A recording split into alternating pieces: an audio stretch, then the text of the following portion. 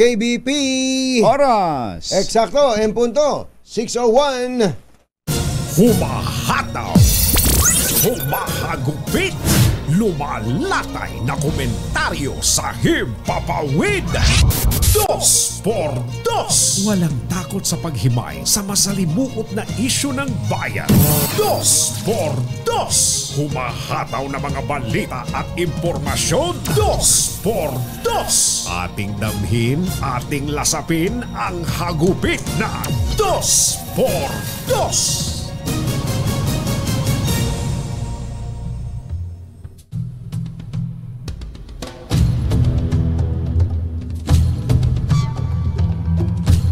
Nakatutok po ngayon ang pamahalaan sa kaso ng 17 seafarers na Pilipino na kabilang sa mga binihag ng rebelding Houthi sa Red Sea.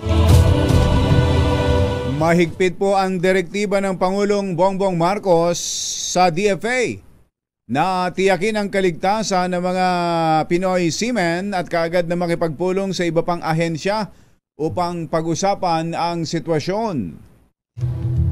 Inugnay ni DFA Undersecretary Eduardo De Vega ang insidente sa gyera sa pagitan ng Israel at ng militanteng Hamas at tinarget ng rebelding Houthi ang barkong Galaxy Leader na may 25 tripulante. Kabilang ang 17 Pinoy. Sa hinalang Israeli-owned ito, bagamat Japanese yung kumpanya. Ayun, ganun pala. Sa pahayag ni Houthi, Hindi si Houthi. Sino ba to? Si Yaya yan, si Yaya. Si Yaya. Sa pahayag po ni Yaya, Yaya Sari, ito pala ang tagapagsalita ng Houthi. Sinabi nitong hinayjack nila ang barko bilang tugon sa serye ng airstrike ng Israel sa Gaza at West Bank na ikinasawi na ng libu-libong Palestino. Isyu ng bayan, katotohanan. 2x2. Pag maitim ang balak, magtago ka na. 2x2. Si Jerry at si Anthony, narito na. 2x2. Hahataw ng todo, urado ka. 2x2. Ang katotohanan, dala nila. 2x2. Walang sinasamba pali, maniwala ka. 2x2. Hataw ng husto, tol, umasa ka. 2x2. 2x2.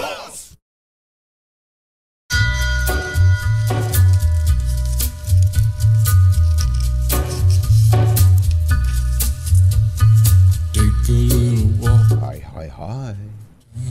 Go across the Maganda morning. where the vine Magandang umaga, bayan! Ito po si Anthony Taberna. Ito po si Jerry Baha. Muli secret pong sumasa inyo ang 2x2. finds in the Ngayong araw na ito ng Friday! Yuhuu! across the square, across the Narinig niyo po ba yung ating ibinalita ngayon? Yan po ang top story ngayon. Hindi lang po dito sa mga pahayagan sa Pilipinas, pati na rin po sa mga international news programs. Oo, totoo yan. Oo, At ngayon banner story ng lahat ng mga pahayagan natin. Tulad na itong Philippine Daily Inquirer. Ayan. Ayan, kumbachero. 17 Filipinos among crew held hostage in Red Sea. Oh, ito yung Ayan. dagat na pula. Pula, pula, dagat na pula. Sa pahayagang The Philippine Star ay ganun din. 17 Filipinos held hostage by Yemen's Houthi rebels. Yan. Ayan, oo. Ang pahayagang Manila Bulletin. Ni ating Abel De Leon at Rocky Nazareno ay ganun din. Israel, Hamas agree on truce. Ayun naman. Pero itong Pero itong nangyari palang pang-hostage na yan ay may kinalaman dito sa sa giyera diyan sa Gaza, no? Yung mga Iranian yata yung sumusuporta diyan sa Houthi na yan eh. Oo, kaya lang ibang lahi yung kanilang binihag. Oo, ang gusto nila kanila yatang plano ngayon basta may kinalaman sa Israel. Nako. Lalo yung mga vapor na ganyan. Oo. Kanilang tatargetin. Nako. Oo. Kaya Mahirap yun, no? ang mga Pilipino pa naman kumbatsero, Because ewan ko lang kung may makikita kayong barkong bumibiyahe yung mga cargo saka commercial, lalo dyan sa mga bansang sa gitnang silangan, sa Europa, sa Africa. Nawalang Pilipino. Nawalang Pilipino. Parang wala kang makikitang ganun eh. Kaya nga. Lagi at laging may Pilipino. Naalala ko tuloy yung tama, yung Captain Phillips, binabanggit na pelikula. I am the captain now. Sabi si Tom Hanks. si Tom Hanks. So, yung may, Yung di ba, binihag merong din, mga pirata, no? Oo. Ganun ang nangyari dito. Kaya lang hindi para mang-hold up o manghingi ng pera, Oo. kundi dahil nga sa giyera sa Gaza. Sa Gaza. So, ibig sabihin bilang protesta nila ito o bilang pagganti nila sa Israel. Nawa umali sila. Hindi po Israel ang may-ari nito. Japanese company daw, kumbatsero. Ay nako, sana po ay ma-resolve agad ito. Nagbigay na po ng pahayag ang Pangulong Bongbong Marcos at ginagawa daw lahat ng ating pamahalaan ang magagawa nito para po mailigtas ang mga Pilipinong tripulante. Jerry Baja at Anthony Taberna sa 2x2 sa DZRH. Let's Marvin Gaye and get it on. Kumusta ang mga taga Marikina na naapektuhan ng mahaba-habang brownout, mahigit 1 oras, mahigit 24 oras. Isang araw. Dahil isang sa araw. ito naka-picture ngayon sa bulletin, yung si Spider-Man. Si Spider-Man na parang ang sakit ng ulo niya Sakit dito. ng ulo. Ganun mabuti. Sabi niya, paano kaya wala na lumalabas wala na lumalabas spiderweb. Wala nang spiderweb at wala akong makuhang kuryente dito sa tignan mo nga naman, nakapaalang pala, Hindi, no? walang insulator. Matindi tong... Kayang-kaya niya yan. Ano pangalan, Yuel? Ano pangalan nito? Pangalan ni Re? Si Decio. Densyo. Pangalan, Densyo. Naman Densyo ka. Gigil na gigil yung mga taga Marikina. Binuin mong mahigit 1 araw silang walang kuryente. Kami lang na mula lang kagabing alas 11 ng hating gabi hanggang ngayon dapat wala pang kuryente. Hanggang alas 6 pero may advisory naman ng Meralco kumbatsero na may gagawin doon. Ang laking perwisyo talaga kaagad pag walang kuryente. Pag walang kuryente, kahit na sabihin mo nakapaghanda ka pa, buti sana kung meron ka maiipong kuryente. Buti sana kung Para pwedeng tubig. ganun Pwede sa power bank lang. Power bank, Ayun, pwedeng kaya nakapag-ipon ako ng kuryente sa power bank.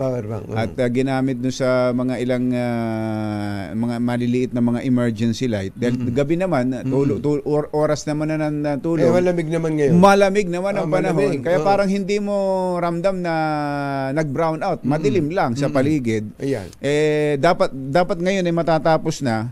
May text sa akin ng Meralco na humihingi pa ng mga ibang klase ka. Tinetext ka ng Meralco. Si MVP mismo. Ibang klase. Batsero. Tol, bata mo ako, tol. Ito ang text. Ito ang text. Sorry, sabi. Sorry. Ibang klase. We need some more time. Pasensya na. Kailangan namin ng dagdag pang oras. We are exerting all efforts. Ginagawa namin ng lahat to fix this. Para aregluhin ito. ASAP. Magkakantahan. Ayun, no? Thanks for understanding. Salamat sa pangunawa.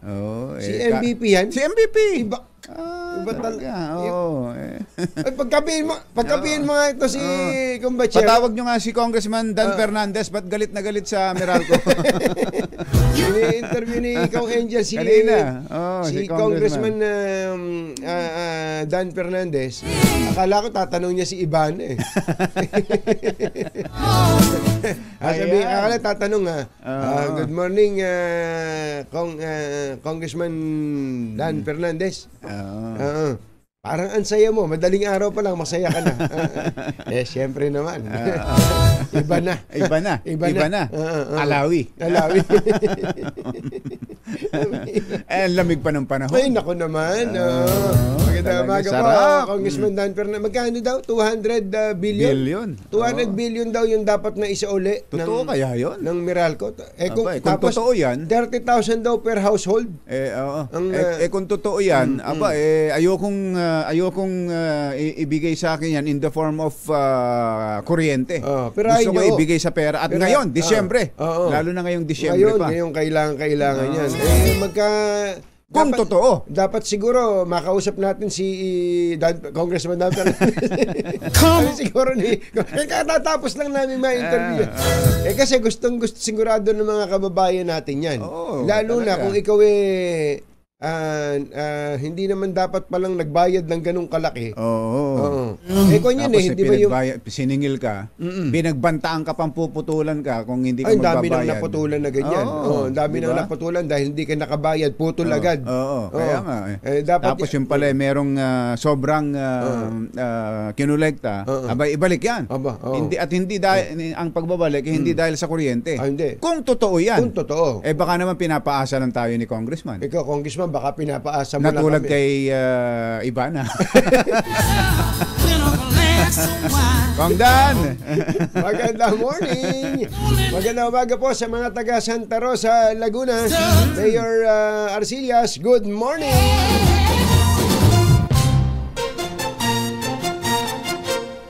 Katonying at ka-Jerry Anthony Taberna, Jerry Baha, ang samahang pinatibay na ng panahon. 2 por 2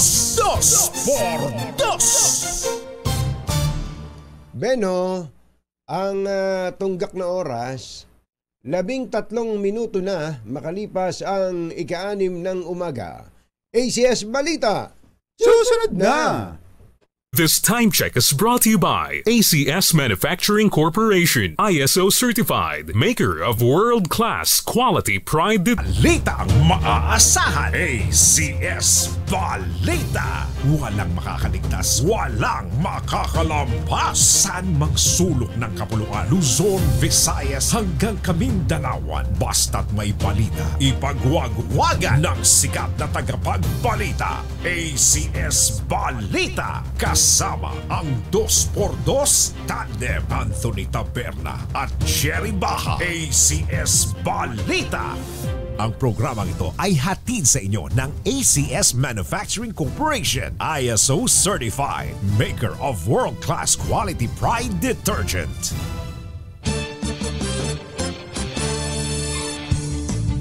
Araw ngayon ng Huwebes, 23 ng Nobyembre 2023. Narito na ang ulo ng ating ACS Balita. Mga kasambahay at minimum wage earners sa Mimaropa, may taas sahod simula December 7. Yehey! E-Travel Custom System inilunsad ng Bureau of Customs para sa mas epektibong border control. Resolusyon na humihimok na makipagtulungan sa investigasyon ng ICC laban kay Pangulong Duterte, tinalakay na ng Kongreso. DOTR, Department of Transportation, pinanindiganan na hindi isusuko ang consolidation requirement sa PUV Modernization Program. Lalaking umakyat sa poste ng kuryente sa Marikina. Bumalik? Nako. Nagpaplano yata uling umakyat. Nako po, inang. Lagyan nyo ng tinik yung mga poste. Na-rescue na makalipas ang halos 30 oras. At dating mayor sa isang bayan sa Davao Oriental, itinumba sa Davao City. Magandang umaga Luzon, Visayas at Mindanao. Good morning Philippines. Hello world. Ito po si Anthony Taberna. Ito po si Jerry Baha. At ito ang ACS Balita. ACS Good News. Unahin natin ang ACS Good News.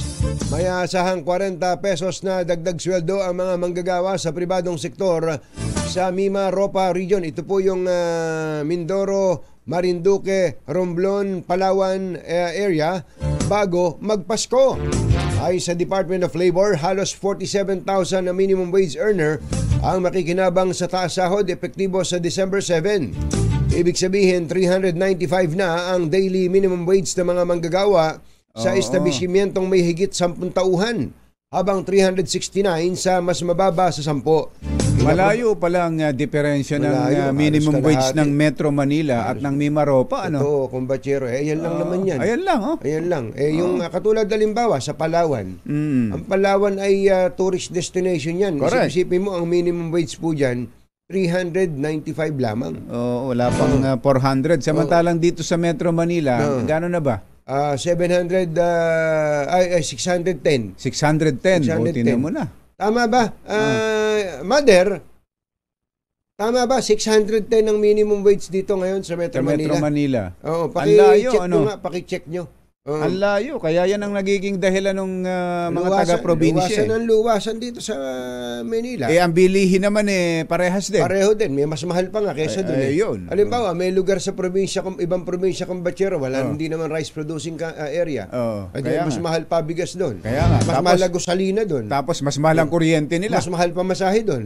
Kaya nga tamang pag-isipan natin itong mabuti. Hindi pwede ito. Lamok ko si mo. Gano'n ka ba? Kunwari, senador ako. Hindi pwede to. Ito, nakikita niyo ba to? Nakikita niyo to? Parang Senator Rapi Tulfo lang. Mayroon ba ganon? Nakita mo ba yung kanya? Hindi mo nakita. Hindi ko napanood din Hindi mo pala nakita Ikaw pala Merong bang nagtatanong siya kay Senator Pia Cayetano sa budget ng DepEd. Okay. DepEd. Di sabi niya, bakit ba naniningil yung PTA ng mga voluntary contribution? Unang-una, voluntary nga. Unang-una, yung voluntary pa lang may tulog na dun. Hindi naman mandatory. Anyway, sabi naman ni Senator Pia Cayetano, kasama niya yung mga taga-DepEd, kuando meron ng resolution, may kuando niya order, hindi na po talaga dapat maningil ng sa mga estudyante. Okay. Hindi kinuha niya, may staff siya sa likod na ganun. Tinawag. Tapos inabot ng staff yung kwan. Siguro pinlano nila yun Yung bang yung sunod-sunod na ganun. Mahaba Mahaba. Sabi niya, ano to? Tapos binagsak na gano'n, no? Binagsak na gano'n. Sa harap ni Senator Pia Cayetano? Senator Pia Cayetano. Nakaharap nga din ako Dahil pinanood ko din. Ano daw ba yung papel na yun? Yun daw yung ipinrint niya, yung mga nagme-message siguro sa kanila sa kanilang social media na nagre-reklamo ng mga magulang na sinisingil.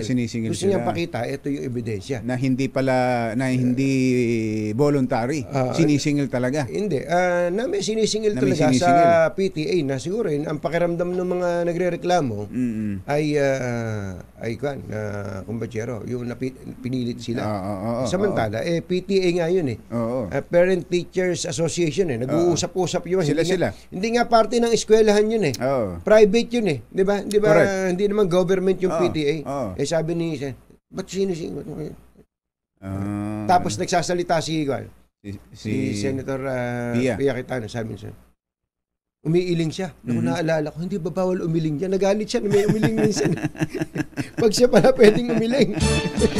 Naalala ko lang na pinalamukos mo kasi sa akin. Naalala ko tuloy yung para tuloy ako senador ngayon Alas 6:25 ang ating oras. Ito pa ang isang good news.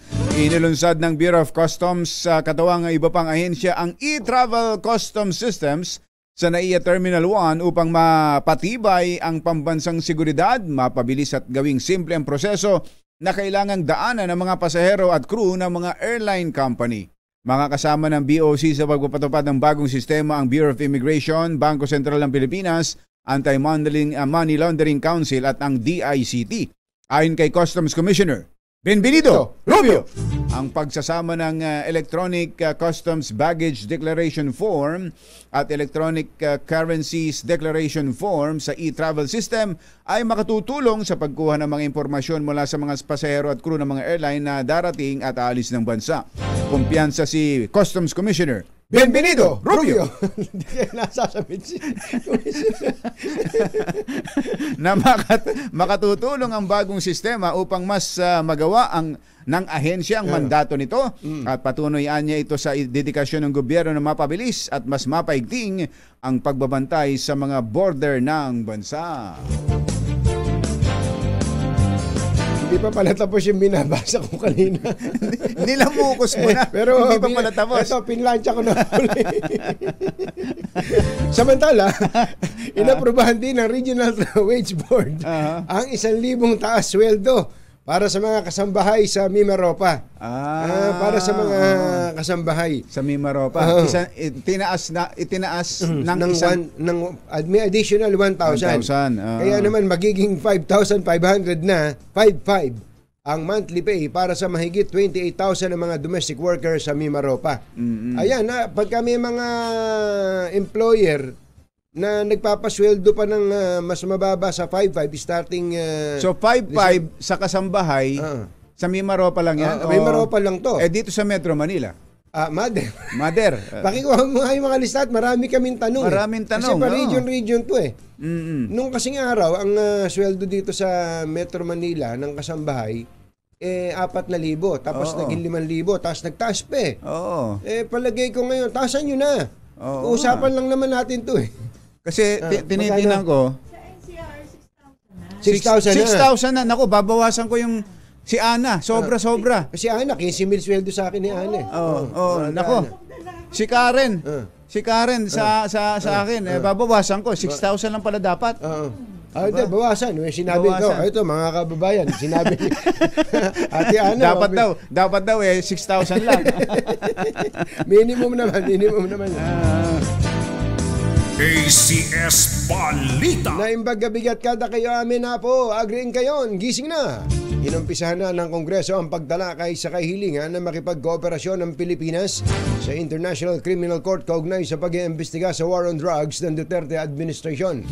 Ang hakbang ay ginawa ng House Committees on Justice and Human Rights bilang tugon sa iniharap na resolusyon ng 5 mambabatas kabilang ang isinumite ni Albay Congressman Edsel Lagman.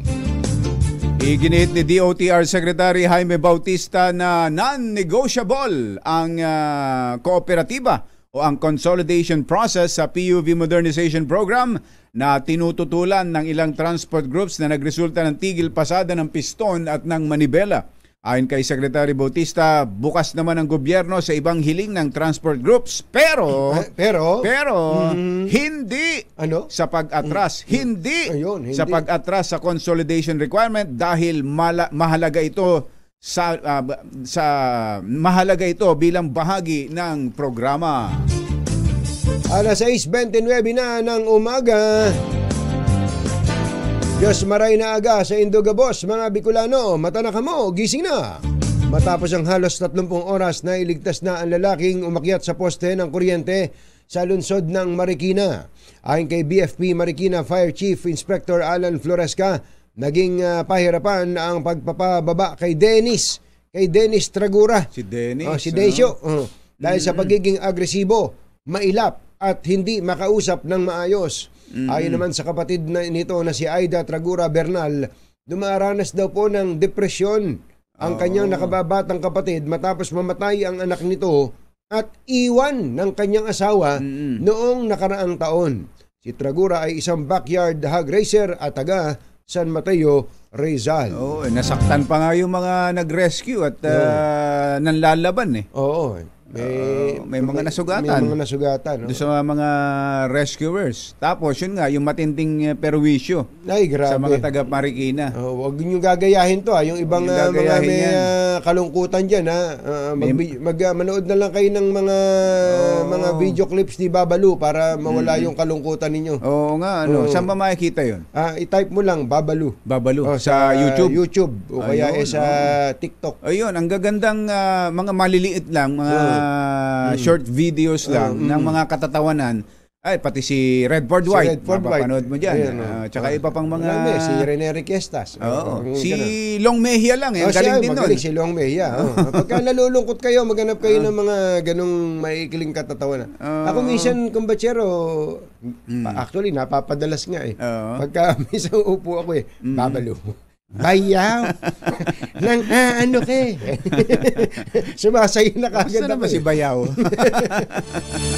Alas 6:31 ang ating oras. Maayong buntag kaninyong tanan, mga Bisaya, mata na mabudiha. Gising na ba kayo?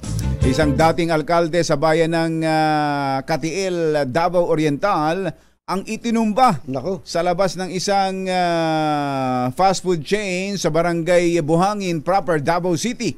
5 tama ng bala ang tumapos sa buhay ni Giselo Castillones, 67 anyos, naging alkalde ng Katiil noong 1980s. Naitakbo pa ito sa Southern Philippines Medical Center, ngunit binawian din ang buhay. Ayon kay Captain Hazel Tuazon, spokesperson ng Davao City Police, sugatan naman ang driver ng dating mayor na si Junie Castro, habang hindi naman nasaktan ang babaeng kasama nila na nasa likuran. Sa investigasyon, lumilitaw na katatapos lang ni Mayor Castillones at ng dalawa nitong kasama na kumain sa restaurant, at nang sumakay na sa SUV ay saka nilapitan at pinagbabaril ng sospek. Nang makita na napuruhan ng dating alkalde, mabilis nang tumakas ang salarin sakay ng naghihintay na motorsiklo. Susunod! Tito Boy! Ano kaya itong bulkan na nag-aalboruto raw? Kaya baka itaas ng alert level ng PHIVOLCS. Yan at iba pa sa pagbabalik ng ACS Balita. 6:32 ng umaga. This time.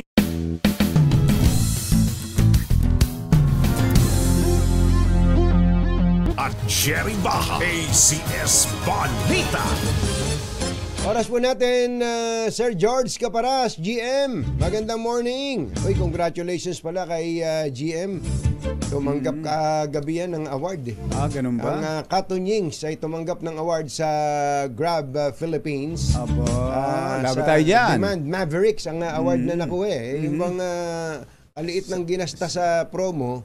Kasi, pero ang laki ng benta. Wala ba tayo dyan, GM? Wala ba tayo dyan? Wala ba tayong pansit man lang dyan? Wala ba tayong pansit ni Nanay Benny dyan? Congratulations, Katunyings. 6:36 ng umaga. Maupay nga aga, mga kasangkayan, mga kabugtuan. Mata na kamo, gising na. Bahagyang bumaba ang imbak na bigas ng Pilipinas nitong Oktubre. Sa datos ng Philippine Statistics Authority, 2.04 million metric tons ang rice inventory ng bansa sa nasabing buwan. 1.9% itong bumaba mula sa 2.08 million metric tons na inventaryo nung isang taon. Pero sa monthly basis, 32% itong improvement mula sa 1.55 million metric tons noong Setyembre. Nababahala si Pangulong Bongbong Marcos sa epekto ng global warming at climate change, kaya hinimong nito ang lahat na makipagtulungan para mabawasan ang epekto nito sa bansa. Ginawa ng Pangulong pahayag sa pagsisimula ng 16th Annual Global Warming and Climate Change Consciousness Week. 6:37 ng umaga, posibleng itaas ng PHIVOLCS sa alert level 2 ang Bulkang Kanlaon dahil sa tumataas nitong aktibidad. Ayon kay PHIVOLCS Director Teresito Bakulkol, 15 volcanic tectonic earthquakes ang naitala sa bulkan sa pagitan lang ng 3:58 AM at 5 AM kahapon. Nagpatupad ang Department of Energy ng price freeze sa LPG at kerosene sa Northern Samar na ngayon ay nasa ilalim na ng state of calamity, dala ng naranasang pagbaha na umabot na hanggang bubong ng bahay dahil sa walang tigil na pagulan, epekto ng shear line. Ayon sa Department of Energy, ang price freeze ay tatagal ng 15 araw, epektibo kahapon hanggang sa Disyembre 5. Alas 6:38 na. May payabake ko nga mga kabalen, gising na. 2 ang patay sa malawakang pagbaha at landslide na nangyari sa Eastern Samar. Ayon sa Northern Samar Provincial Disaster Risk Reduction and Management Council, isa sa mga nasawi ay natabunan ng lupa sa landslide sa barangay Ingingayan sa Pambuhan, Northern Samar. habang ang isa ay nalunod. Ito yung dito galing yung sa Pambuhan na yung na-interview natin. Na-interview natin, oh. Si Gina Lynn, ano? Matindi pala talaga doon, kumbatsero. May mga landslide pa pala eh. Oh. 31 na barangay sa Northern Samar ang lubog sa baha, 29 sa Samar at 44 sa Eastern Samar. 17 crew member naman ng isang Vietnamese flag cargo vessel ang nailigtas ng Philippine Coast Guard sa Balabac, Palawan. Ayon sa mga rescuers, lubog na sa tubig ang kalahati ng cargo ship na MV Viet High Star nang kanila itong matagpuan sa Karagatan, Barangay Poblasyon. Sa inisyal na investigasyon, kargado ng 4,000 tonelada ng bigas ang barko na galing Ho Chi Minh City at patungo sana sa Cagayan de Oro nang mabutas ito dahil sa masamang panahon. Alas 6:39 na. Maayong buntag, kaninong tanan, mga Bisaya. Oy, Kuya Eric de Vinegracia, kumusta ba dyan sa Mindanao? Sa Davao, hindi ba umuulan dyan? Ayan, napapasaya din daw siya ni Babalu, saka ni Redford, at saka ni Rene Requiestas at ni Long Mejia. Oo nga, talaga. Eh kaya lang daw, ba't daw ba natin inhilera si Long Mejia dun sa mga nagbabay na? Hindi, si Long po'y buhay na buhay pa. Buhay na buhay. Pero meron din siyang meron din mga video clips na gano'n eh. Oo. At hindi naman sila gumagawa noon Hindi, eh. mga pinuputol lang yun eh. Ano ba, may nakapanood kong batsero. Oo. Tapos gagawa ng TikTok. Ayun. Kaya gagawa ng video clip. May credits naman. Magagaling. Ay, naku, maniwala kayo. Yung bang mapasaya ka lang habang malungkot ka tapos napindot mo yung eksena ni Redford White saka ni Babalu. Ay naku, maliligaya ka na eh. Liligaya kahit sandali lang, liligaya ka na. Yun nga palang tatlo pumanaw na ano. Long, good morning. Buhay Good na buhay morning, to si Long. Long Mejia. Nakakapagsama pa nga ng mga dancer sa NBI eh. Siya pala yun. Ibig sabihin, nakapagpapaligaya siya ng buhay. Ibig sabihin, nakapagpapaligaya siya kahit hindi lang sa video. Hindi lang sa video. Live na live. Ayan. Ay, gayahin nyo kami ha. Ulitin ko lang doon sa mga tumatanaw na lang minsan sa kawalan. Hindi alam kung ano gagawin. Nalilito. Feeling mo, mag-isa ka. If you feel alone, just type Babalu. Ano, mapasaya ka na. Doon na pala yun. Doon mo na makikita. Sa akin ako nakikita ko lang minsan talagang lumalabas lang. Hindi kasi nakakatuwa lang. Pag napanood mo minsan, ayun, nga pala. Ano tawag doon? Algorithm ba yun? Algorithm. Pag ipiniplay mo ng ipiniplay, ayun, may mga papasok ng ibang kaya pag katulad ni Eli Saludar, pag may pinlay namang medyo malaswa, sunod-sunod na yun. Sabi ni Eli siguro. Ako na naman. GM Kate Robles, maganda morning. Alas 6:41 ang ating oras. Oy, sa mga taga-PAGCOR, ito ang balita. Nakatanggap ng pagkilala mula sa Department of Justice ang Alternative Dispute Resolution Program ng Philippine Amusement and Gaming Corporation of PAGCOR para makamit ang mataas na mediation success rate. Ayo. Aba. Ano ba ang ibig sabihin niya? Tuloy ang basa. Tuloy. Dahil sa pagkilala, ang PAGCOR at ang Intellectual Property Office of the Philippines ang tanging government-owned and controlled corporations na nakakuha ng nasabing accreditation mula sa DOJ. Ano ba ang kahulugan niya? Tuloy ang basa. Sa ginanap na recognition ceremony sa PAGCOR Executive Office sa New Coast, Manila, sinabi ni Justice Undersecretary Irene De Torres Alogok na humanga sila sa mataas na success rate ng mediation program ng PAGCOR. Ganun. Ano ba yung mediation na yan? Ito na. Ang accreditation ng gaming agency ay valid hanggang sa 2024. Sasabihin mo ba talaga sa akin? Ikukwento mo ba talaga sa akin yan? Ang Public Alternative Dispute Resolution Program ng PAGCOR ay nabuo bilang pagsunod sa Republic Act 9285 na kilala rin bilang Alternative Dispute Resolution Act of 2004 na nag-uutos sa mga ahensya ng gobyerno na magtatag ng isang sistema upang malutas ang mga hindi pagkakaunawaan na inihain sa kanila. Ayun. Ganun pala. Ano raw yun? Layunin ng Ayun, programa. eto na. Eto Ay, na. eto na. Mother, Talaga, Mother, ayaw. matatapos din tayo. Mga dalawang talata na lang ito.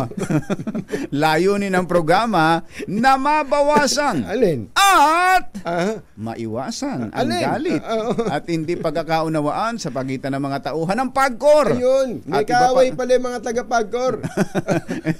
Hindi, yung sa pagitan nila. Ah. Yung pwedeng mga Reject. sa pagitan ng mga nawatauhan ng PAGCOR at iba pang partido na kung hindi matugunan ng maayos ay maaring makarating pa nga sa korte. Ilang common cases na Ito nga. minimitigate daw sa ilalim Ito ng dapat ang programa ulo. Ito dapat ulo. ay ang alimony. Ayan. Mga suporta yan. Oo, Mga suporta sa asawa at anak, oo. hindi pagbabayad ng utang at iba pa. Ayun. So Pala pagka naman. mga ganito ang Mga klase ng family mga problema Oo, ay ang PAGCOR pala ay isa sa mga naatasan At kinilala ng ng Department DOJ of Justice. dahil mabilis silang umaksyon ngayon. Ayan yung meron silang mataas yung kanilang mediation success rate. Ayan. Oo. Ganun pala yun. Oo, yun. Napagod ka din. Muntik nang mapatid ang hininga ko. 6:44 ng umaga. Magbabalik po ang ACS Balita. Balitang makakaligtas, walang balitang makakalampas, saan mang sulok ng kapuluan. ACS Balita! ACS Balita! Ang programang ito ay hatid sa inyo ng ACS Manufacturing Corporation, ISO Certified, maker ng world-class quality Pride Detergent. Hi! Magandang morning! Anong araw ba today, kumbachero? Today is Laundry Day, Friday. Yuhu! At pag Laundry Day, all you need is Pride Washing Machine Detergent. May triple stain formula, may triple stain away formula, kaya tanggal ang makapit, matikit at malupit na dumit pansya, kaya easy ang labada. Kaya pala mula noon hanggang ngayon, all you need is Pride. All you need is Pride. ACS. Kasama ang 2x2 tandem Anthony Taberna at Jerry Baha. ACS Balita. Engineer Tony Nanggel, 12 minutes bago ang alas 7 ng umaga. Uy, saktong-sakto. Saktong-sakto, Kuyang engineer. Bong Belmes, Ayan. magandang morning. Malapit na. Ah. Malapit na ulit ang makapagpaputok Aba? ng baril dahil patapos na ang malapit na ang Oo nga. ang Gun pagtatapos ban. ng gun ban. Ayan, malapit. Oo nga Ayan. pala, Yung mga ano, shooters natin dyan, Oo. pwede na mag-practice anytime soon. Tagal nung gun ban, ano? Kaya nga Yung nakapagtataka. yung mga kriminal lang ang may dala ng baril ngayon. Kaya nga Ang Hindi naman- bira. Yung mga law-abiding citizen, yun yung hindi nakapagbibit-bit ng baril dahil sumusunod nga sa batas. Mabuti na lang, binigyan tayo ni Chairman George Garcia ng Chairman. exemption Iba ka, Chairman. sa gun ban at nadadala natin yung bazooka. Yung machine gun. Machine gun. Yung machine gun. Yung machine gun. Gapan. Ang bira pati siya. Bazooka, bubble gum pala yun. Kuya Mel Magno, maganda morning. Wala pong intensyon ang Pilipinas at Estados Unidos na patindihin pa ang tensyon sa West Philippine Sea sa kabila ng isinasagawang Joint Naval Aerial Patrol sa lugar. Nakita mo ba yung paglipad kumbatsero ng jet fighter ng Pilipinas? Oo, Ito tindi. po yung Ayan, pampuyan. Baka akala nyo Amerikano Amerika. sa Amerika. Hindi po. Meron na pong fighter jet ang Pilipinas. Ayan. Ano ba tawag doon sa fighter jet Ang natin? fighter jet po natin, mga kababayan, ay Philippine Jet Fighter. Hindi, dati kasi nakakarinig Mga tayo ng F-15, F-16. F-28, gano'n. Ito ba? Ano bang F ito?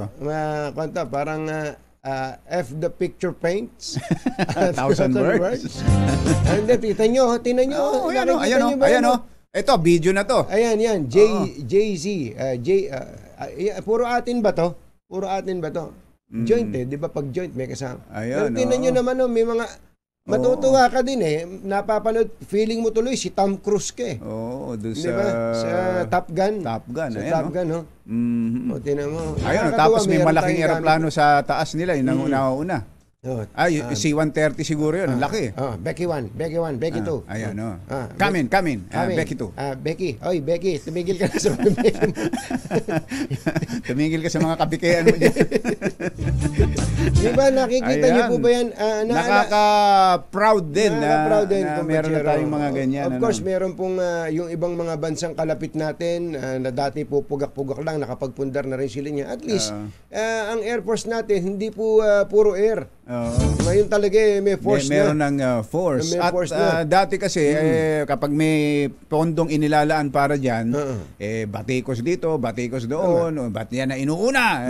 Gutom na gutom ang mga Pilipino. Naalala ko kung butit na banggit yun, matatawa ka. The same people na pagka maglalaan ng pondo sa AFP modernization, ba't ikaw unahin mo yan? Ang dami-daming dapat unahin ang pagbibigay ng tulong sa mga kababayan. Ang dami-daming nagugutom. Ngayon, ngayong wala tayong matitinding kasangkapan, ba't hindi tayo lumalaban sa China? Ayaw nating hindi ko lumalaman kung saan ka pupunta. Sila rin yung nagsasabi ng ganyan. Sila yun. Same group of people, kumbachero.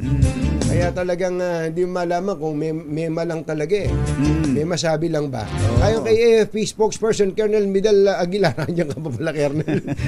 Hindi pa pala tapos. Ang maritime cooperative activity ng AFP at US Indo-Pacific Command ay naglalayon lang na palakasin ang interoperability ng parehong pwersa at hindi upang galitin ang China. Ayan. Kuya Eddie Marcelo Cahucom, magandang morning. At sa atin namang sports balita, umakot ng 6 na medalya ang Philippine Fighters sa prestigyosong 16 World Wushu Championship sa Texas, Amerika. Sinungkit ng Pinoy trio na sina Mark Lester Ragay, Mark Anthony Polo at Vincent Ventura ang nag-iisang ginto ng Pilipinas sa men's Dulian event. Sumelyo naman ng pilak si dating Asian Games bronze medalist at SEA Games champion Agatha Wong sa kanyang paboritong event na Tai Chi Kwan. Nagbulsa rin ng tig-iisang silver sina Jennifer Quilapio, Arnel Mandal at Clemente Tabugara Jr. habang nag-ambag ng bronze si Russell Diaz sa 48 kg category. Nagtapos ang Pilipinas sa ika-7 pwesto sa World Championships. Nagatid sa kabuuan ng ating ACS Balita, ito po si Anthony Taberna. Ito po si Jerry Baha. Kasama ang 2x2 tandem Anthony Taberna at Jerry Baha. ACS Balita.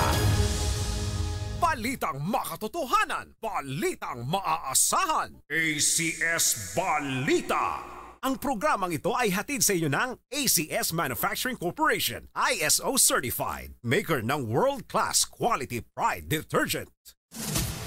Ang balak magtago ka na! Anthony Taberna, Jerry Baha, 2x2. 2x2. Let's Marvin Gaye and get it on. You got the hit. Ay, Colonel James Brillantes, may kuryente na raw pala doon sa lugar namin, kumbachero. Ay, buti naman. Thank you. Mga nakakapa sa dilim dyan na magdamag. Ayos ba kayo dyan?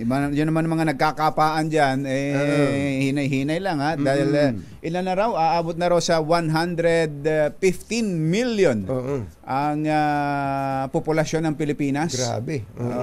Kabilis. By Ano? Kaya hinay-hinay ang pagkapakapa by end of the year. Yung mga kapakapa dyan sa dilim, ha? Hinay-hinay na lang. Tayo kumbachero hanggang ngayon ay pinoproblema pa rin natin ang populasyon. Bagamat ang sabi po ng POPCOM, ng Population Commission, ay nag-stabilize tayo sa 1.6% na growth rate. Growth rate ng population. Hindi katulad dati, 2.3. Nag-2.3% pa tayo kumbachero eh. So may magandang balita yan. Ibig sabihin, natututo na tayo talaga. Kaya lang, ang tamang pagpaplano ng pamilya. Ang napapansin lang nila kumbachero, ang mga kalapit nating bansa halos ayaw na yatang mag-anak ng mga tao. Napansin mo ba yan? Sa mga kalapit na kinokontrol na talaga ang populasyon. Kinokontrol. Ngayon, ang Pilipinas, kayamanan ang may tao ka. Oo. Kayamanan yung maraming tao. Ang Japan, Di ba? aging ang population ng Japan.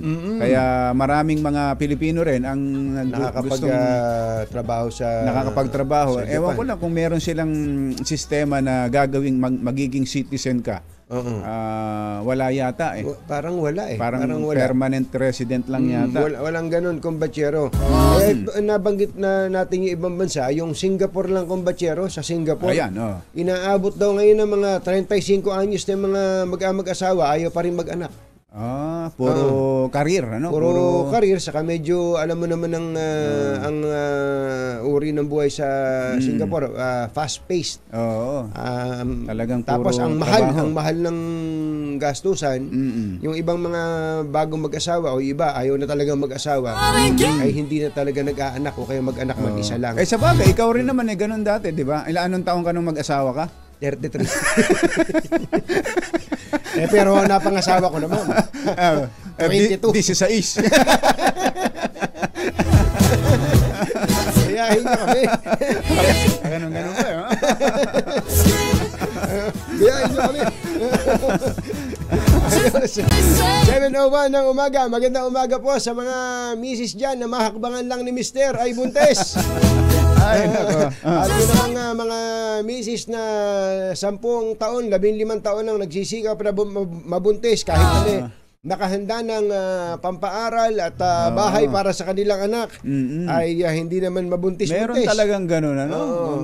Tapos may mga sumasalang pa dun sa in vitro na napakamahal. Napakamahal na hindi naman makabuo yung iba. Oo, hindi makabuo. Sablay, Tapos dito ba sa atin pinapayagan na yung surrogate mother? Wala kasing batas. Walang batas. So in the absence of such, it is allowed. Not prohibited. It is allowed. It is allowed. Ayun. Tama na. Pero napakamahal. At merong yung iba, dahil mga bago-bago pa lang yan, meron na rin bangko ng ganyan, kumbatsero, yung egg cell. ng sperm and egg cell nila. Bank. Kaya lang, tulad ng kwento nung isang nakausap ko, yung napagbangkuhan nila, yung kumuha sa kanila at napagbangkuhan, ang pwede lang daw gawin ay gamitin niya o itapon. Sirain na. Hindi pwede, wala doon sa sistema nung pinaglagakan nila na pwedeng isalin sa isang surrogate mother. Ganun. May ganun. Medyo nag-aalangan na yung babae dahil nagkakaedad na rin.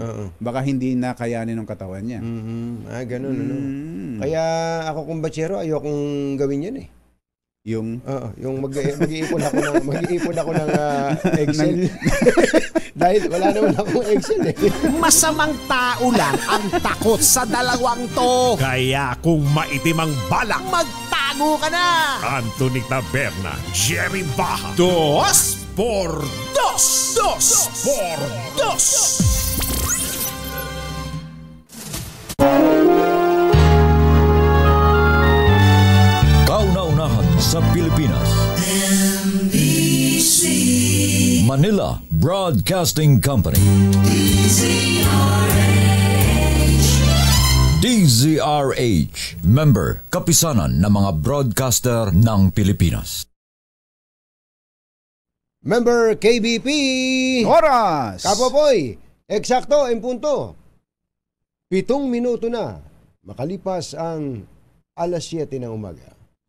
Balitang bagong-bago. Balitang dapat alam mo. Balitang magdadagdag ng talino. Dahil bagong impormasyon, makibalita. Unang-una sa DZRH. Pangunahing balita. Kasama ang 2x2 tandem nina Anthony Taberna at Jerry Baja. Mainit nagbabaga live na live sa DZRH Radio, DZRH TV, DZRH Digital, nationwide, worldwide, at netwide. DZRH, pangunahing balita.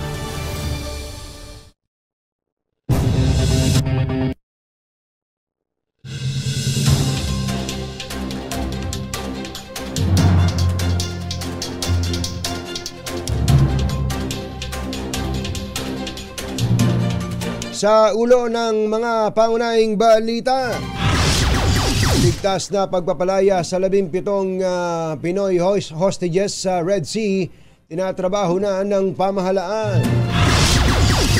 Israel at Hamas nagkasundo sa 4 na araw na ceasefire, 50 bihag palalayain. Halos 70 negosyante na sangkot sa ghost receipt transactions, kinasuhan ng BIR sa DOJ. Mas mabigat na parusa sa mga testigong Yun. nagbabawi ng kanilang testimonya ipinanukala.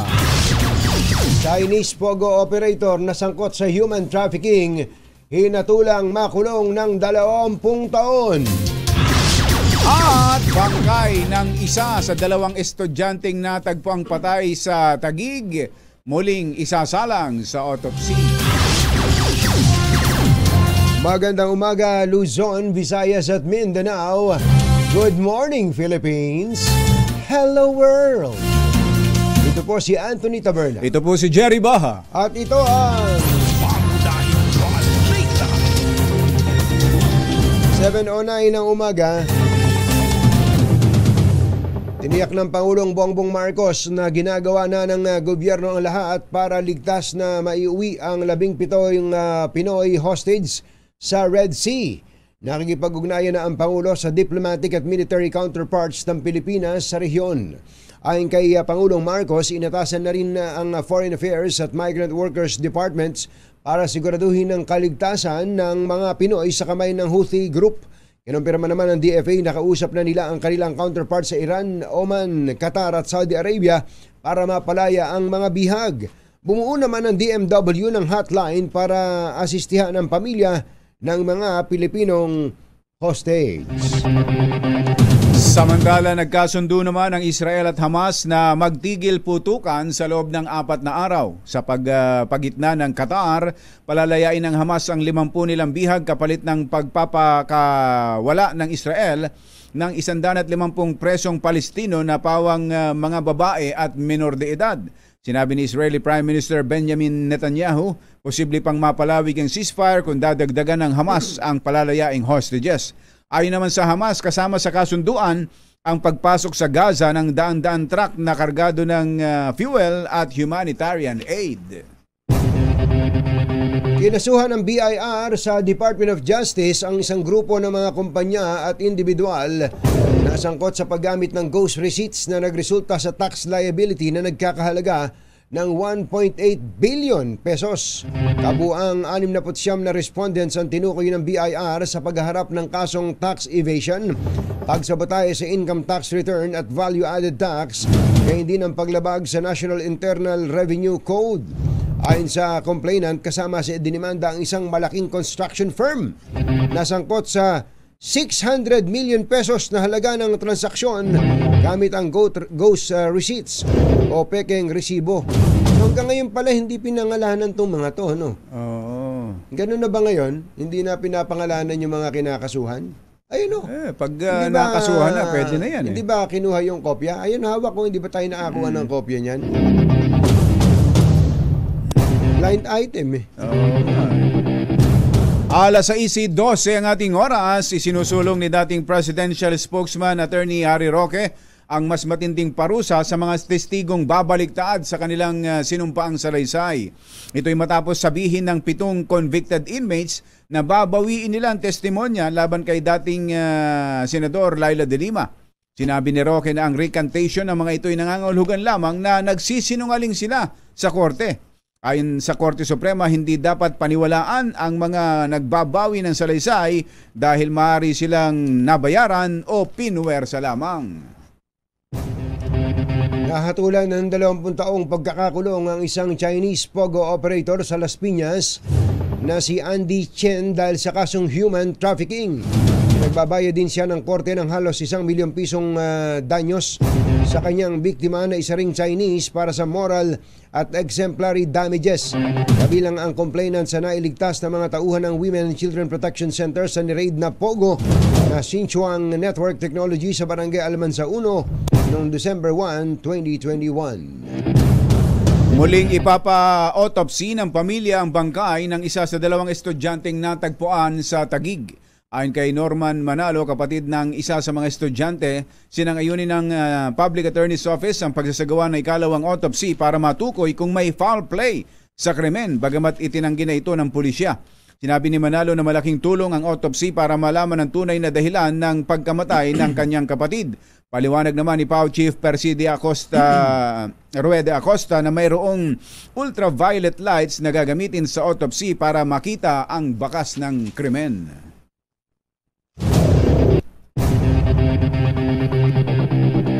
Samantala, puntahan nga natin ngayon ang sitwasyon sa kalsada. Tuloy pa ba yung may tigil pasada ba? Hanggang ngayon? Wala na. Ha? Ikaw, Yuel, baka iniimbento mo lang yung tigil pasada. Wala na raw, sabi ni Kumbachero eh. Di ba yung sa piston 3 araw lang? Yung manibela kahapon nagsimula. Nagsimula. So meron pa. Sa manibela naman. Sige nga, alamin nga natin ang sitwasyon. Papasukin natin para kay Yuel.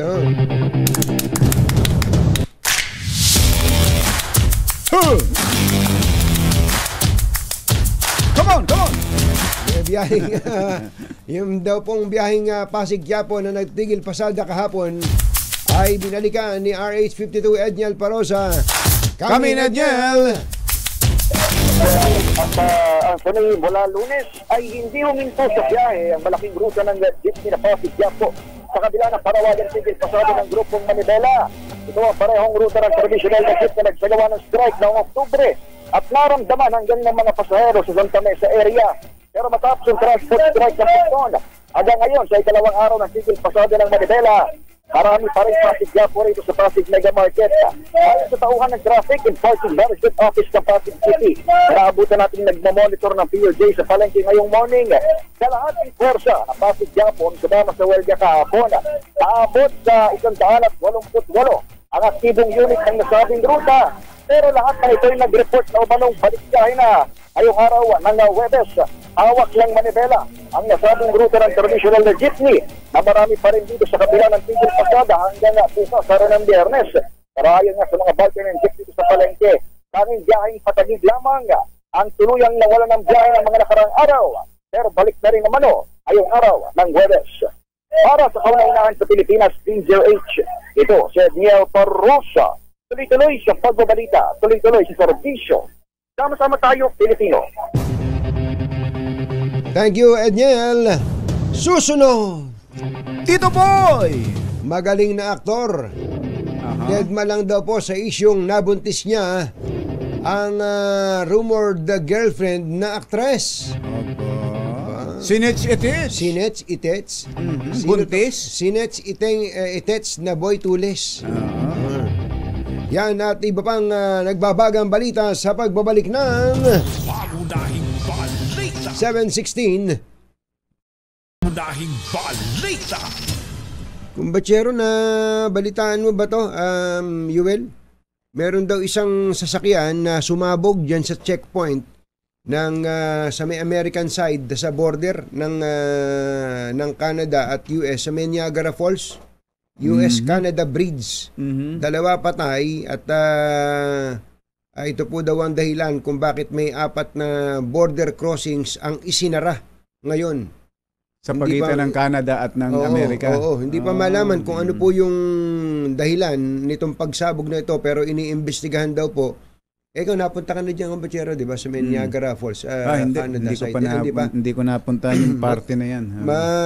Maganda yan. Pero ako napunta ko yung New York side. Yung sa may Buffalo. Doon ko nga nalaman yung doon pala yung Buffalo Wings eh. Sa kanila. Akala ko, ba't kaya ako yung Buffalo may pakpak? Yun pala, Buffalo, New York pala yun. So anyway, meron, hindi nila alam kung ano yung dahilan ng pagsabog. Patay, talagang matindi yung pagkasabog eh. Wala, ito. Kaya ang si Canadian Prime Minister Justin Trudeau ay naglabas na po ng statement dyan, pati na rin po ang White House. Dahil kung ito po'y border ng Canada at Amerika, alam mo naman, laging magkasanggay ang... sanggang dikit yan. Laging sanggang dikit yan. Kung meron pong ganitong klase ng insidente, checkpoint. Pagsabog. Checkpoint tapos sumabog, kung ito po ay kung ano man to, kung terror attack ba to o kaya ay ano man may kinalaman po sa seguridad, ay babantayan po yan ng international media. Marami po tayong mga kababayan dyan sa Canada, saka sa Amerika. Yun po ang ating unang-unang iniintindi dyan. Sandali po lamang. Mga nangunguna at mga bagong balita sa DZRH. Pangunahing balita. Kausapin nga natin, kumbachero, ang matagal mo nang namimiss. Si LTO Chief, si Asek Vigor Mendoza. Asek, magandang morning. Magandang morning, Asek. Si Katunying po, saka si Ka Jerry. Jerry Katunying, good morning po sa inyo. Opo, musta po kayo? Mabuti naman po. Kayo po, kamusta? Eto, gwapo pa rin. Alam niyo naman, yan na kinabubuhay namin ngayon. Pareho lang tayo. Pareho tayo lahat. Asek, tatanong lang namin, di ba lagi at laging dahilan ng mga nag-welgang bayan, ng mga jeepney drivers and operators, yung terminong phase out ng traditional jeepney. Ngayon, naglabas naman na ng statement po ang DOTR sa pamamagitan ni Secretary Jimmy Bautista na walang phase out. Kaya lang dapat pumasa sa mga test na dadaan sa roadworthiness test ng LTO. Ano po ba yung paki-explain nyo nga po sa amin, ano ba yung mga dapat daanan ng mga traditional jeep para po sila makabiyahe pa beyond January o December 31? Opo, talagang pinaghahandaan po natin yan for next year, no, sa Enero, kasi mga ending plates natin, yung pag-issue roadworthiness. Opo. Sa ngayon po kasi, ang ginagawa lang po dyan, visual inspection. Ibig sabihin, meron tayong mga LTO inspector, tinitingnan yung sasakyan, kung meron bang sira, kung meron mga tawag dito, yung kung ang gulong nila, maayos, gano'n, no? Pero very superficial lang, kung ano lang nakikita sa mata, no? Yes. Pero starting next year, pagdidiinan na natin yung motor vehicle inspection. Inaayos na po natin yung mga facilities natin para restriktohan na po natin sa mga pampublikong sasakyan. Utos na rin po ito ni Secretary Bautista na dapat roadworthy yung mga sasakyan. So ano check po sa ating road inspection? Una yung makina, no? Ayan. Kailangan malinis ang makina, yung kanilang calibration, motor oil, no? Motor fluids, lahat yan, check yan na maayos at kompleto lahat. Hindi nagbubuga ng maitim na usok. Yan. Iba pa yung smoke belching, no? So merong smoke emission testing po yan. Pero i-check pa rin po rin yung brakes, alignment, yung under chassis, check po lahat yan to ensure roadworthiness. Hindi po pwede yung parang, alam mo, may mga chassis tayo na winelding lang para humaba yung sasakyan. May ganun. Maraming dati animan, naging 10. Opo. I-check po yan. Hindi po basta-basta ina-approve yan kasi may issue on roadworthiness po yan. Ang sinasabi sa akin, merong parang weight to length ratio, no? Hindi pwedeng haba-haba tapos yung gitna mo 4 na gulong ka lang, gano'n. May gano'n titinig na meron tayong mga makinang gamit po dyan para sa vehicle inspection. So, simula next year, wala na tayong visual inspection lang o yung superficial lang, no? Talagang pagdidiinan na natin yung roadworthiness. So, sa checklist po, mga ilan yan? Ang dami. Yung sinabi nyo lang na yun. Sa sinabi niya, baka parang kulang ho ang 24 oras para ma-inspection ng isang jeep. Hindi naman, no? Yan nga, isang ginagawa ho natin, yan, time and motion natin ngayon, no? Ilan ang mangyayari. Kasi kung kulang po yung ating motor vehicle inspection places, dapat damihan po natin. Pero ang inaayos rin po natin yung mobile motor vehicle inspection, sila na lang pupuntahan sa kahi po nila para di na sila mas maganda yun. Pupuntahan po nila, pero lahat naka-video po yan, no? Naka-video, naka-document. Opo, para wala akong non-appearance po dyan. Nalala ko dati, yung non-appearance na driver, non-appearance pa yung jeep eh. Talaga, kompleto. Opo. So hindi na pwede yun. Hindi na pwede ngayon yun. Hindi pwedeng marehistro. Ito, teka muna, kung may checklist po, tapos say for example, kung 20 yan, bumagsak sa isa, bumagsak sa dalawa. Paano? Kailangan aayusin muna nila po yun. Bibigyan ng chance, okay? So, hindi ho marirehistro? Dapat lahat ng test, pasado po sila. Hindi pwedeng 9 out of 10. Hindi po pwede yun. Kasi kung ang problema nila, gulong, put na masyado, kapalitan muna yung gulong. O yung brakes nila, hindi maayos. Kailangan ayusin muna nila yung brakes nila. Ang mga jeep ho ba, pampasaherong jeep, nakasunod din sa pagpaparehistro sa huling number ng plaka? Opo, sumusunod ulat sa huling number ng plaka. Wala silang particular na panahon na, ito, dito kayo. Wala hong ganun. Pero ang ating plano nga ho dito at inaayos natin sa mga group, pumunta sa LTO, kami lang pupunta sa inyo. At hindi na kayo magambala. Pero talagang inspection din po natin yan. So kung nakikipag-coordination po kami sa mga motor vehicle inspection centers para may mobile capability po sila. So kung hindi po papasa sa mga binanggit po ninyo, binigyan nyo ng chance. Binigyan, ayusin nyo yan, ha? Pero hindi pa rin pumasa, hindi na rehistro, ibig sabihin, parang finish out din yung jeep, ano? Hindi ko nila magagamit hanggang maayos po nila. Hanggang phase out. Pero pag naayos po nila, pwede nila ibalik ko para marehistro. Halimbawa, yung makina ng jeep, 20 taon, 30 taon na yan, mas malaki ang possibility na yan ay may diferensya na paano aayusin yun? Kung pumakain na po yan ng crude ng langis, kaya mausok, kailangan po nila i-overhaul yun. Kung pwede pa ma-overhaul. Dito naman sa atin walang bagong makina. Karamihan dyan galing din sa ibang sasakyan. Okay lang ho yun. Magpapalit kung kailangan magpalit ng makina, papayagan pa rin. Change engine na naman po yan. I-applyan lang mo. Magsisimula sila sa LTFRB tapos papasa po sa amin. Pwede ko yan. Yung pong physical na itsura nung jeep, baka pwedeng maging stricto na rin kayo doon. Yung iba talaga yung estudyante, maputing-maputi nung sumakay Maglasandal sa jeep Sabi, bigla, buti na lang at nag-Pride washing machine detergent. Paano yun? Yung physical, importante din yun, sir, ha? Kasama po yun, kasama yung upuan na sa loob ng jeep. Pati yun, kung punit-punit na yun, kailangan palitan muna nila. Ako naunawaan ko kung batsero yung mga kababayan nating doon lang nabubuhay. At saka, siyempre, yung jeep nga, icon. Simbolo, icon ng Pilipinas yan. Kaya ako po sang-ayon na manatili po yan for as long as these vehicles will pass the roadworthiness test, ano? Opo. At yun ang kainaman ho ng mga kooperatiba sila o grupo-grupo para sila pag pinuntahan ng inspection team ng LTO, andun sila. Marami sila sa isang lugar. Ano ho? Opo. In fact, itong Disyembre po, gusto na natin magsimula. Para hindi ho tayo rush ng Enero, ng Pebrero, parang 1 month advance. Para kung kailangan pa nila ayusin nila. Ayun. Teka, ilan na po ba yung MBIS, MBIC ninyo? Gaano karami na ba yan?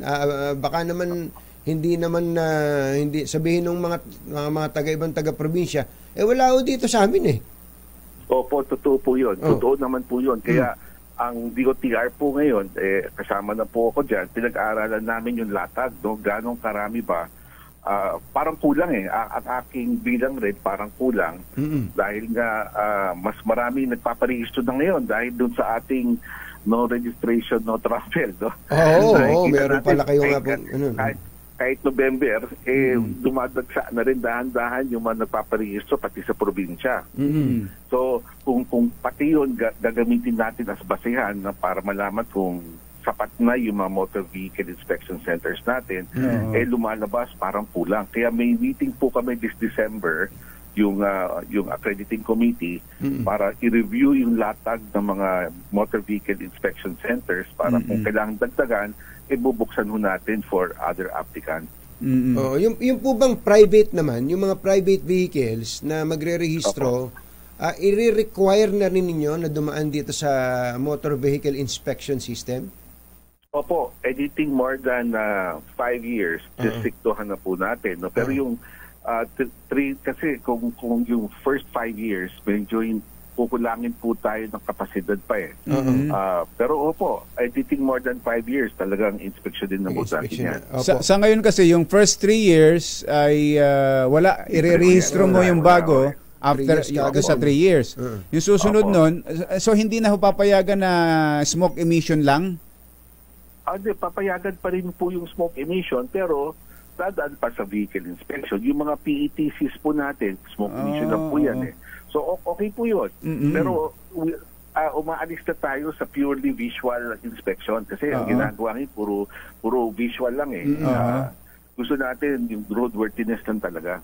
Hindi, nitong kasing nakaraan, pag may pinapayagan na smoke emission lang. Center lang ang dadaan. Hindi na kapag nasa smoke emission ka lang, pwede ka nang hindi mo na magpunta dun sa MBIC. So ano pong ibig niyo sabihin? MBIC na lahat? Hindi po. Pwede ka mag-smoke emission, tapos ang ginagawa po nila, smoke emission, tapos pumupuntang LTO for the visual inspection. Pero ngayon, pagpunta nila sa LTO, yung thorough motor vehicle inspection ang gagawin po ng mga LTO ngayon, hindi lang visual inspection. Hindi mo sila kailangan pumuntang PMVIC kasi may kapasidad naman ng LTO of its own na mag-motor vehicle inspection. Nagpunta ho sa LTO, tao lang eh, wala yung sasakyan. Yun ang ating... Katunjing yan yung visual inspection na.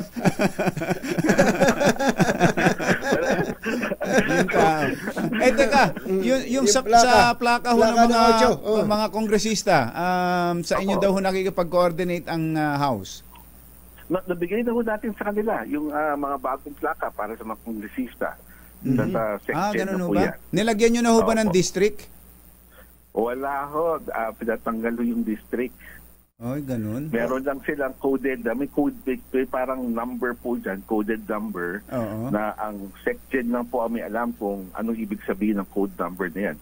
Yung code number yan would indicate kung sino congressman yan. May number. Parang it's unfair. It's unfair. So si section lang ang nakakaalam kung sino yon?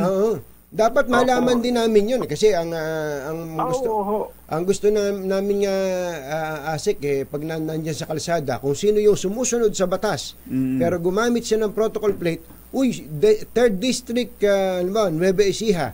3rd district, yan ang congressman ko. 3rd district Nueva Ecija sumusunod sa batas. Pero naman 4th district Nueva Ecija dumaan do sa bus lane o kaya ay hindi humihinto kahit na nakapula. Congressman ng 4th District, abusado yung busit na yun. Pipicture namin ngayon yun. Paano po yun kung si Secgen lang nakakaalam ng code? Nag-device design po ang House of Rep. So sinunod namin po yung design na gusto nila. Pero yun nga po, pag in-inquire naman sa Secgen, binibigay naman po niya yung informasyon kung sino yung parang ayaw niya. Nakausap namin kahapon, parang ayaw ni Secgen eh. Gano'n ba? Ayaw parang isi-secret niya eh. Baka mapagalitan siya ng congressman eh. Hindi po ba... Depende kung saan nahuli.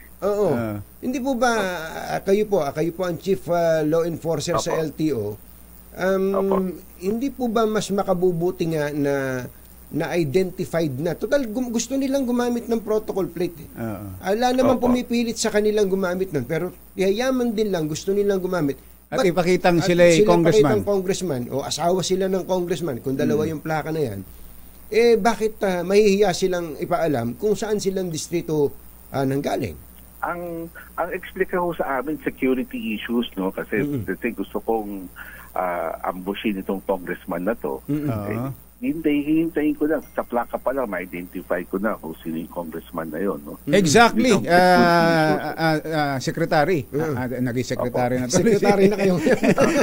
Di ba, kung ikaw ay kung security issue at ikaw ay congressman, huwag ka nang gumamit ng 8 para hindi ka makilalang congressman. Gano'n na ako. Sana.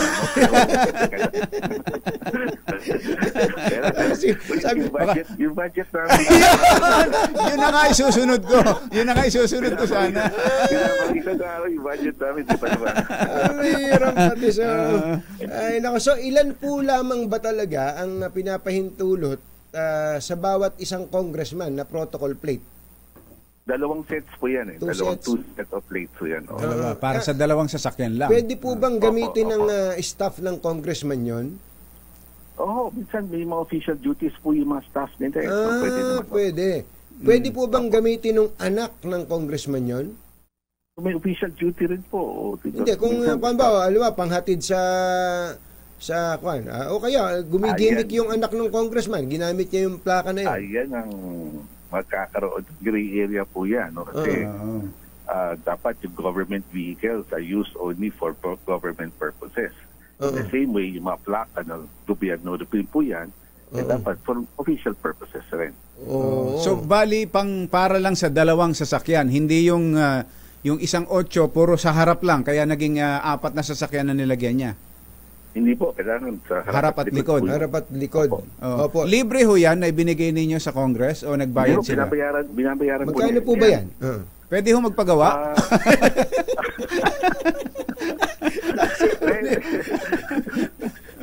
Pwede naman. Magkano po yan, Asek?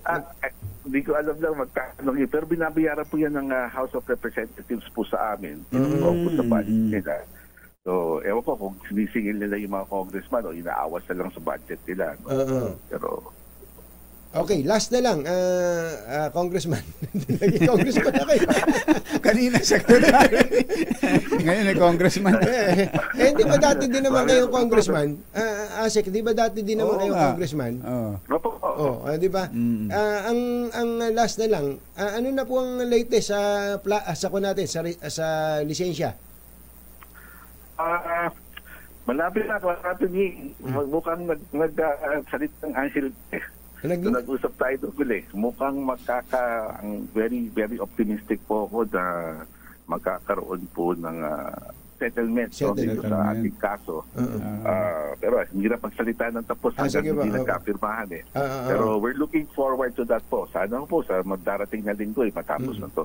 So in other words, yung pong ating mungkahi na mag-usap na lang yung bidder na nagdemanda at kayo, natuloy po ba yung pag-uusap? Opo, sinunod ko yung abiso mo Opo. Wala namang gastos para mag-usap. Nag-usap. Yun, doon nagsimula ang magandang usapan. Sana matapos na nga. Opo. Aantayin namin yung announcement nyo sa resolusyon ng problema na yan dahil gustong-gusto nang magka-lisensya ng mga may hawak na papel. Maraming salamat po, Asek Viger. Asek Viger Mendoza. Thank you, Asek. Thank you, Pastor Dean, Jerry. Salamat po sa inyo. Maraming salamat. Magandang umaga po sa inyo. Thank you. Anthony Taberna at Jerry Baha. DZRH. Pangunahing balita. This time check is brought to you by DZRH. Pangunahing balita. Pangunahing balita sa showbiz. Magandang dilag. Magandang umaga kay National Anti-Poverty Commission Secretary Lope Santos the third. Hindi kaya ito yung magaling na manunula o manunulat? Lope? Si Lope Ca Santos. Si Lope Ca Lope Ca Santos, ano? Birthday ba niya? Hindi. Natuwa lang siya. Muntik nang mapalundag nung nabalitaan niya yung report natin kahapon sa Okta Research na mahigit 1.3 million na pamilyang Pilipino ang nakaraos sa gutom. At naman. Umangat naman o na wala na sa kategoryang mahirap ang 1 milyong pamilyang Pilipino. Kaya sabi ni Secretary Lopez yan ang katunayan. Maayos yung agricultural program ng Pangulo. At dahil nagbuhos ang Pangulo ng production support gaya ng abono at binhi sa mga magsasaka. At saka ang dami din daw mga investors na natutuwa sa tamang polisiya at direktiba ng Pangulo. Yun naman sana magtuloy-tuloy. Magtuloy-tuloy sana. May follow through. Ayun, ang importante. Hindi pwede yung nag-celebrate lang ngayon. Ayos. Sige, tulog tayo. Wala na. Ayun. Inuman na. Ningas pugon na tinatawag. Dapat tuloy-tuloy yan. Si Rita Salonga pala ng ating digital ay birthday ngayon. Aba. Ate Rita, happy birthday. At congratulations din sa bagong promote na si Major General Attorney Benji Silo, ang bossing ng PNP Civil Security Group General. Congratulations! At pati na rin si General... Pangalawang estrella. Major General na siya ngayon. Si Major General Leo Francisco naman, ang Directorate for Operation, at si Major General Jose Melencio Tating Nartates, ayun, ang RD ng NCRPO, at saka si General Joker Cuanzo, ang Deputy IG ng IAS. Magandang umaga po sa lahat ng mga nakikinig sa atin sa Senado. Marami din palang nakikinig sa atin sa Senado, ha? Kumusta ba yung mga bonus natin dyan? Bekya naman! Bekya naman! Wala bang announcement dyan? Wala kay SP? Alam mo naman si SP, galante yan. Dati nag-announce daw siya na-bash pa eh. Kaya siguro ngayon secret na lang. Secret. Si Mighty Bagayas, yun daw kanyang husband, nag-renew ng license kahapon. Ayun, syrup lang daw. Syrup lang? Syrup copy lang. Yun pa rin ang problema. At ito, minsan nagte-text, hindi tama yan. Kailangang i-identify kung anong district yung congressman na yan. Nagalit. Mainit ang ulo. Sabi sa inyo. RD Dennis Ayag, magandang morning. Kuya Obet Imperio, good morning. At narito na, sino ba tong sikat na aktor na natawa lang sa balitang nakabuntis siya? Natawa lang. Natawa lang. Sino ba tong masaya siya na to? Ang detalye, balita mo na, showbiz legend Morley Alinio. Magandang morning, Morley! Yes! Magandang morning, Luzon, Visayas at Mindanao. Good morning ka, Jerry. I miss you. At syempre pa kay Katuning. Well, walang relasyon pero 7 years na of being masaya sa isa't isa. Ang ekspekulasyon ng marami ay matagal nang mag-un. Sina Sheina Magdayaw at itong si Piolo Pascual. Lately, pumutok ang balita. Buntis si Sheina. Siyempre, ang prime suspect ay si Piolo Pascual. Natural si Papa P. Alangan namang ako. Alangan naman ikaw, Papa Jerry. At lalo namang alangan ikaw, Katuning. Si Sheina? No! Si Sheina? Yes! Hindi naman daw. Ang alam ko kay Sheina, yung yan yung ex ni John Lloyd, di ba? Alam mo yun, di ba? At naging kapatid ito ni Bina Morales. Morales, Ayan. Binabanggit mong alam mo, kumpatsero? Hindi, wala. Boyfriend niya yung dati. nangyari na dati? Totoo ba yun? Totoo ba yun? Nangyayari ba yun? Pwedeng mangyari yung ganun. Ano ba yun? Sabi ng mga doktor yan, pwede kapag natitension yung girl, may problema, stress, pwede. So, sa parte ng babae yun, hindi sa lalaki? Sa lalaki yun, dahil yun ang umiipit. Anyway! Ano naman napupunta sa kwentuhan na ito? Napapapadyak tuloy ako. Si Bina Morales pala, may jowa. Amerikano ba yun o Francis? Sino? Si Bina Morales. May jowa siya. Parang foreigner. Nakita ko pero okay na sila ngayon ni Cedric Lee, in fairness, magkaibigan na uli sila ngayon, pero eto na nga.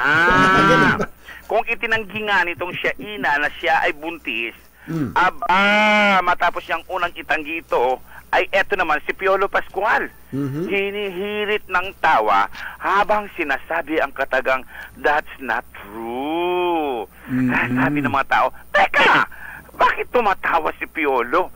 Imposible bang mabuntis niya si Sheina?" Diba? Kaduda-duda bang makabuntis siya? Sabi nga nitong si Marco MD, kung si Ogie Diaz nga may anak eh. Oo. Lalayo pa ba kayo? Di ba? Lalayo pa ba kayo? Di ba? Di ba? Marco MD, kung ano pinagsasasabi mo.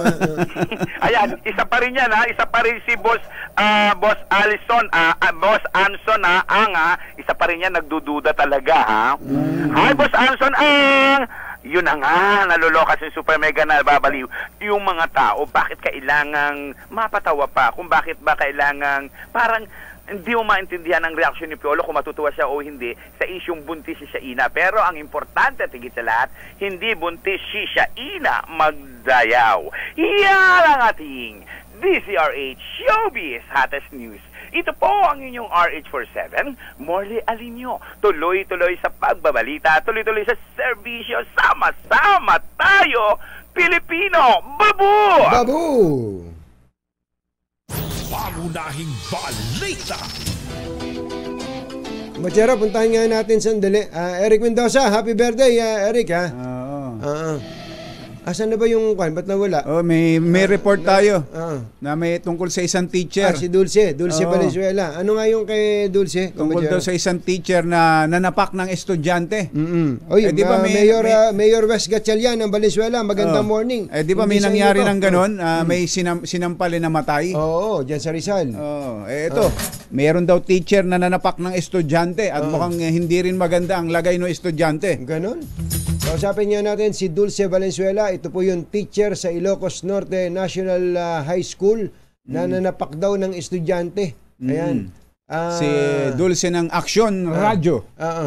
Magre-report. Akala ko si Dulce yung nanapak. Ang bihira kayo. Hanggang ngayon ba naman comedy pa rin? Sabi tuloy ni Bing Matira tsaka ni Mel Magno, hindi na raw nila kailangan si Babalu. Makinig lang daw dito sa atin. Kaya kayo, nilagay mo dito, Dulce Valenzuela, teacher sa Ilocos Norte, nanapak na estudyante. O malay ko naman. Ang bihira kayo. Baka sabihin naman ni Dulce, naging marahas na siya mula no. Sige nga. Asan ba yung picture ni Dulce? Pakita mo Dulce, sandali lang, Dulce. Papalitan ka. Kaya interview tong music ko sa iyo. Kaya nga eh. Ang bihira, pati sandali lang. Gagandahan ko, Dulce, para makabawi ako sa iyo. Eto. Ayan, ha. Dulce Valenzuela ng Aksyon Radyo Lawag. Naimbag bigat, Dulce. Come in, Dulce. Imbag nga bigat, Jerry, kan kasabet Anthony. Pasensya na, Dulce. Pasensya na. Okay lang. Akala ko ikaw yung Inareklamo ang isang grupo sa guro sa Ilocos Norte National High School sa lungsod ng Lawag matapos tinapak ang ulo ng isang estudyante. Ayon kay Mrs. Evelyn Osman na ina ng biktima, mayroon umanong klase ang kanyang anak nang nag-exam ang mga ito, ngunit 0 or wala silang nakuha na score. Sunod umanong nangyari ay mayroon daw umanong humiyaw o sumigaw at napagbintangan ang kanyang anak. Dahil umano sa galit ng nasabing guro ay nasuntok o nasapak niya ang lalaking estudyante. Nahilo at nagsuka umano ito at hindi pumasok ng isang araw. Nakapag-usap na umano sila sa guidance counselor kung saan ipinangako na magbabayad sa gastusin upang dumaan sa CT scan na ang nasabing biktima. Samantala, isa ring guro naman na ito'y kabilang sa LGBT ang inireklamo na isang head teacher sa bayan ng Sarat kung saan tinangkang molestahin ang tatlong lalaki na ito'y mga estudyante. At sa ngayon ay iniimbestigahan ng Philippine National. Puro teacher pala yung may mga involved na yan. Yung isa nanapak ng Dulce, dun muna tayo sa Sinapak. Kumusta ngayon ang kondisyon ng estudyante? Yes, Jerry, Anthony, yung kondisyon ng estudyante, isang araw daw na hindi pumasok, pero kahapon pumasok na at sa kanilang paaralan. May ano ba? May medical report? Wala pa dahil hinihintay yung resulta ng kanyang CT scan. Nagpa-CT scan. Sana okay lang. Sana nga. Tapos, meron isa pang teacher, inireklamo naman dahil sa pangmumulestya ng 3 estudyante. Yes, Jerry. Iba naman yun. Iba naman yun sa bayan ng Sarat. Ayon naman sa kwento ng mga buntikan ng maging biktima sa pamumulestya ng nasabing head teacher, inimbitahan umano ang mga 3 estudyante at saka doon na maumano nangyari ang kanyang gagawin kung saan tinangkanyang halikan, tinangkanyang yakapin ang mga estudyante kung saan hubad-hubad na rin ang nasabing head teacher, pero buti na lang nakatakas ang mga 3 biktima nito. 3 ba naman yung bibiktimahin niya? Tutuhugin niya yung 3 Nakahubot-hubad na si sir? 10-9? Nakahubot-hubad na yung teacher? Yes, nakahubod-hubad na yung teacher dahil gagawin na ata niya yung pagmumulestya sa nasabing estudyante kung saan una niyang ginawa ay hinakot pa umano ang mga ito at saka unti-unti na niyang hinahalik-halikan hanggang sa nakatakas ang mga biktima. Teka muna, anong grade na yung mga bata? High school na sila. High school naman na. Naku, pambihira. Thank you, Dulce. Maraming salamat. Maraming salamat, Anthony at Jerry, mula dito sa DCJ Saxon Radyo Lawag, Dulce Valenzuela. Tuloy-tuloy sa pagbabalita, tuloy-tuloy sa serbisyo, sama-sama tayo, Pilipino. Pangunahing balita.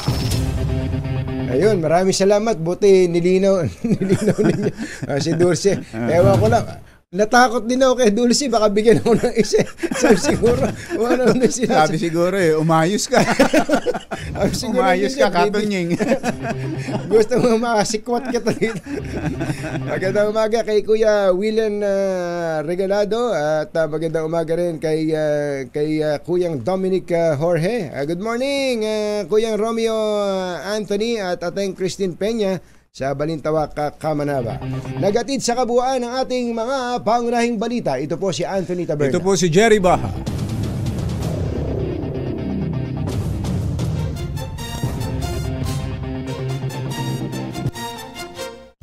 Katonying at ka-Jerry. Anthony Taberna, Jerry Baha. Ang samahang pinatibay na ng panahon. 2x2.